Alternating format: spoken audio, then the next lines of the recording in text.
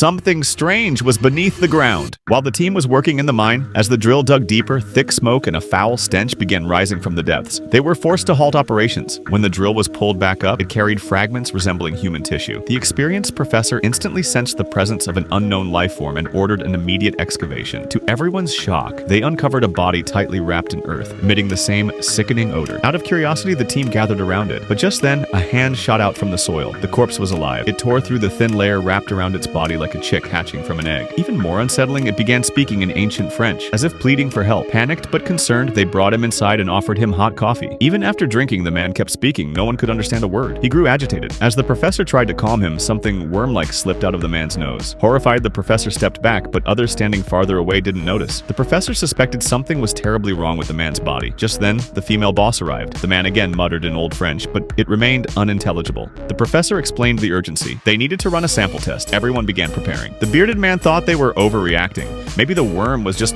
nasal mucus. But seeing everyone side with the professor, he agreed and held the stranger from behind while the professor collected a sample. This time, everyone saw it.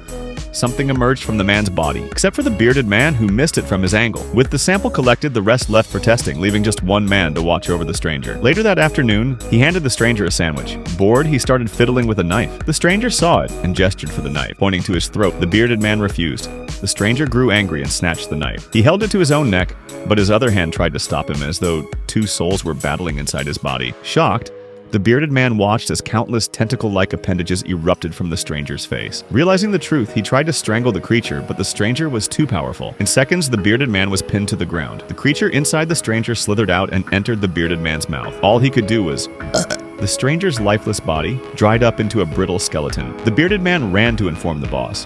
When she arrived, even she was stunned. The man who had been alive earlier was now nothing but bones. The bearded man lied, saying he had gone to the toilet, and found the stranger dead when he returned. Disturbed, the boss could do nothing but wait for the professor's report. Soon the professor delivered his findings. The man was likely an ancient human who had survived underground, a creature that never dies. The female assistant was thrilled. This was a groundbreaking discovery. If they could study the creature, it might even unlock the secret to immortality. But in his room, the bearded man told his roommate the truth. The same creature had now entered his own body. The roommate thought it was a joke and didn't believe him. Angry that he had opened up and still wasn't trusted, the bearded man grew tense. A fight broke out. The older man collapsed, but then the creature inside him awakened. Black tentacles burst from his body and gripped the roommate's legs.